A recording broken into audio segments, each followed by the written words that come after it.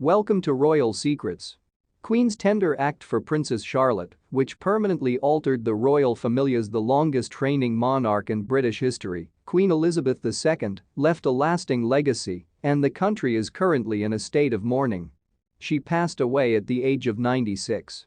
Her kind act for her great-granddaughter, Princess Charlotte, which spared the now 7-year-old from the unfair change in royal status that affected her own daughter, Anne, Princess Royal, is one of her many accomplishments during her 70-year reign. According to the Daily Express, Anne was demoted because of her gender and not for any other reason. Prior to the arrival of Prince William and Duchess Catherine's first child, however, Queen Elizabeth II made a decision that would forever alter the royal family by introducing the succession of the Crown Act. Charlotte, who may one day receive the famous Princess Royal title from her great-aunt, is the only daughter of the now Prince and Princess of Wales.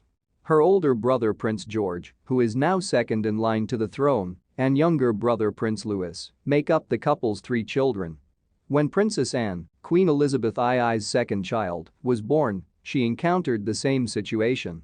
But because sons were given priority over females under a royal law, Anne was demoted further down the line of succession when her brothers Prince Andrew and Prince Edward were born. However, the succession of the Crown Act modernized outdated royal statutes, ensuring that William and Kate's child would inherit the crown equally regardless of gender. As a boy, George's standing as third and now second in line to the throne did not change, but the Queen's rule meant that Charlotte remained her place and was not moved down when Louis came. Lane McMarthan, a constitutional scholar, explained. The 2013 Act abolished male primogeniture and made it possible for any firstborn child, regardless of gender, to succeed as heir apparent, updating a number of antiquated and discriminatory sections of legislation pertaining to the monarchy. As a result of the revocation of the Royal Marriages Act of 1772 and the prohibition against gaining the throne by marrying a Catholic, only the top 6 in line to the throne are now needed to seek the sovereign's consent before getting married. Not only that, but the Queen also altered a 1917 royal warrant that would have banned the 3 from assuming HRH titles in order to benefit Prince William's children. The Queen altered the law ahead of George's birth in 2013, which echoed a reform her father, King George VI, had made in 1948 to ensure his grandchildren would be allowed to take on royal titles. Added Mr. McMarthan, the children of Princess Elizabeth of Edinburgh at the time would be ineligible for HRH status under George V's 1917 warrant until she was crowned queen. When Elizabeth was scheduled to give birth in 1948, it was realized that any child she had, despite being second in line to the throne, would not have royal rank and be born a commoner. Only male children of a sovereign could pass on the styles and titles of HRH and Prince and Princess. In order to control the situation and guarantee that Elizabeth's children would in this case enjoy the style HRH and have the title Prince or Princess, her father, George VI, issued letters patent. The Queen herself was called upon to make a similar modification when it came to the birth of Prince George. He, like Prince Charles before him, would have been born without royal style or title under George V's warrant of 1917 as the sovereign's great-grandson. It took the Queen issuing letters patent to rectify the problem, just as her father had in another news. It was really emotional. After visiting St. George's Church, a visitor to the Queen burial shed some tears. After Queen Elizabeth II's formal funeral on September 19, Windsor Castle reopened, allowing visitors to view her final resting place.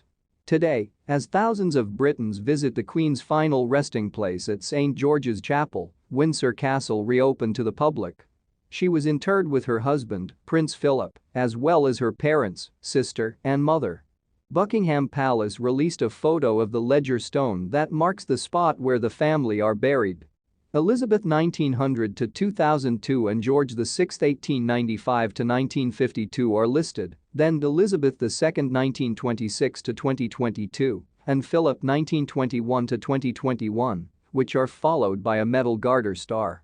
People passed the Queen's final resting place at King George VI Memorial Chapel in a constant stream, stopping in front of the ledger stone to pay their respects, while some crossed themselves and others stood in solemn remembrance. The ledger stone, made of Belgian marble and having inscriptions of the names of Queen Elizabeth, The Queen Mother, King George VI, Queen Elizabeth II and Prince Philip, was surrounded by wreaths of white roses and lilies.